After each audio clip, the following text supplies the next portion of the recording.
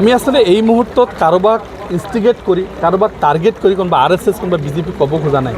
ইয়াত police department আছে, intelligence department আছে, তেখেতৰ ওলাব।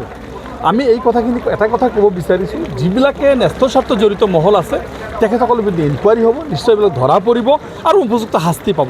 গৌৰৱ গগৈ ডাঙৰীয়াও যিখিনি কথা কৈছে, মই এইটো গৌৰৱ গগৈৰ বিৰুদ্ধে ক'ব নাযাওঁ, হিমন্ত বিশ্বৰ বিৰুদ্ধে ক'ব নাযাওঁ। আমাৰ কথা হ'ল আমাৰ পিচফুল কোএক্সিষ্টেঞ্চটো থাকিব লাগে।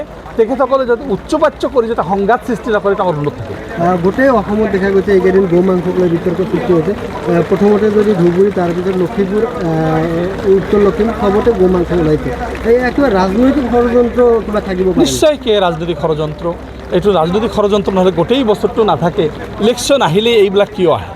নিৰ্বাচন আহিলেই গোমাংসৰ শব্দবিলাক কিয় আহে?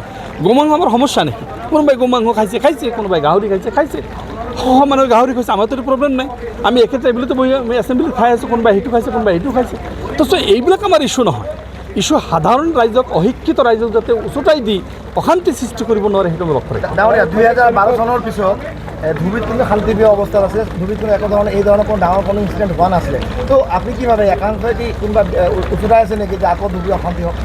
ৰাজনৈতিক ৰুটি চেকিবৰ কাৰণে, গোটেই মেজৰিটি মানুহক দেখাবৰ কাৰণে ধুবুৰীৰ যিখিনি আমাৰ বংগীয় মূলমান তেখেতক আমি প্ৰেছাৰত ৰাখিছোঁ, চাপত ৰাখিছোঁ, দেখাবৰ কাৰণে আমি তেখেতক পুছবেক কৰিছোঁ। আমি তেখেতৰ মানে শ্বুট এণ্ড ছাইট অৰ্ডাৰ দিছোঁ। আমি তেখেতসকল উচ্ছেদ কৰিছোঁ। এইটো কোনোবা এটা তুষ্টিকৰণ ৰাজনীতি। মেজৰিটি কমিউনিটিৰ মানুহক দেখাব বিচাৰিছে যে আমি BP চলিহাৰ পিছত আমিয়েই একমাত্ৰ মুখ্যমন্ত্ৰী। আমি আমাৰ কি কয় গোপীনাথ বৰদলৈৰ পিছত মই একমাত্ৰ মুখ্যমন্ত্ৰী যিবিলাক বেংগলী মানুহৰ বিৰুদ্ধে ব্যৱস্থা লৈছোঁ। এইবিলাক দেখাই সস্তীয়া ৰাজনীতিৰ জৰিয়তে যিটো কৰিব বিচাৰে সেইটো ঘৃণনীয়। এইটোৱে আমি এটা কমেণ্টৰ বিৰুদ্ধে বেলেগ এটা কমেণ্ট দিছে, সেইটো বেলেগ কথা। হুইজ দ্য ষ্টাৰ্ট কোনে কৰিলে, বিগিনিং কোনে কৰিলে, তেখেতৰ দোষটো আগত আহিব। আমিও কাউণ্টাৰ দিব আহিছোঁ, কিন্তু আমি সেই লাইনত কাউণ্টাৰ দিব অহা নাই। আমি আহিছোঁ ডেম'ক্ৰেটিকভাৱে কেনেকৈ শান্তিপূৰ্ণ কৰিব পাৰোঁ, আমি সেই কথাটো ক'ব আহিছোঁ।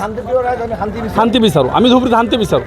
92ৰ অৱস্থা আমি আছিলোঁ, আমি দেখিছোঁ। ধুবুৰীত আমি ছাত্ৰ আছিলোঁ, কেনেকৈ হৈছিল আমি নিজে চাফাৰ কৰিছোঁ। সেই বস্তুটো আমি ইয়াতে হ'ব দিব খোজা। ইনভেষ্টিগেশ্যন ইজ ভেৰি শ্ল' আৰু ইয়াত পক্ষপাতিত্ব হ'ব নেকি আমাৰ সন্দেহ হৈ আছে। আৰু নিৰপেক্ষ তদন্ত এটা জুডিচিয়াৰী ইনকুৱাৰী ইয়াত হ'ব লাগে, মানে পুলিচৰ জৰিয়তে নহয়, জুডিচিয়াৰী ইনকুৱাৰী হ'ব লাগে। নিশ্চয় দুঃখাদত পানী হ'ব। ধুবুৰীত নবীন বাংলাৰ পোষ্টাৰ লগোৱা বুলি আমি কেইদিনমানৰ পৰা দেখা পাই আছোঁ যে ধুবুৰীত যিখিনি ঘাট আছে, ঘাটবিলাক বন্ধ কৰি দিয়া হৈছে।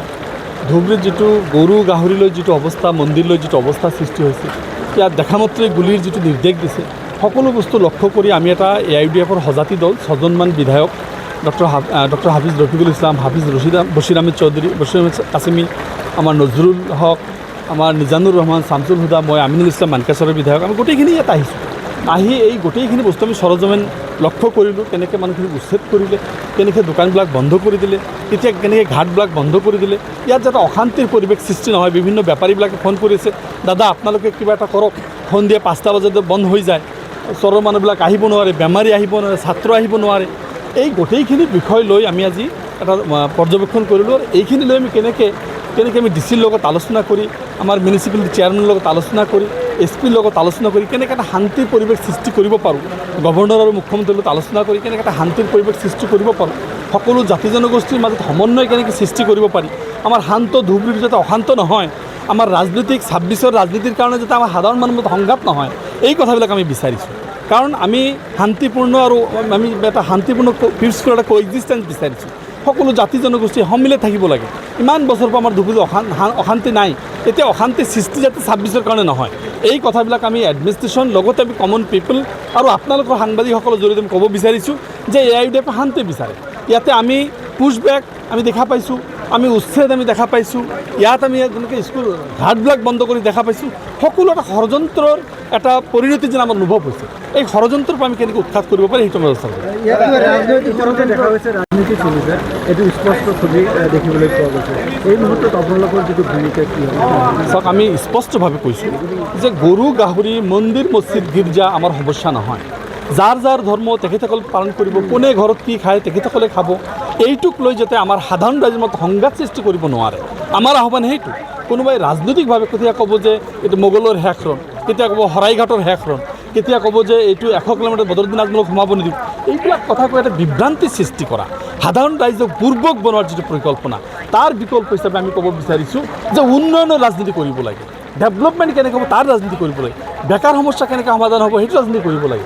এতিয়া সস্তীয়া এইবিলাক কথা কৰি যাতে সাধাৰণ মানুহ বিভ্ৰান্ত কৰি ৰাজনীতি কৰা নহয়, এইটো মানে মুখ্যমন্ত্ৰীক আমি অনুৰোধ কৰিব বিচাৰিছোঁ। এনে উত্তপ্ত পৰিস্থিতি উত্তপ্ত, তাৰ মাজতে কংগ্ৰেছৰ গৌৰৱ গগৈ এতিয়া কৈ দিলে মন্দিৰ যিকোনো খবৰৰ বাবে যোগাযোগ কৰক 7099017330 লগতে 7099017110 নম্বৰত।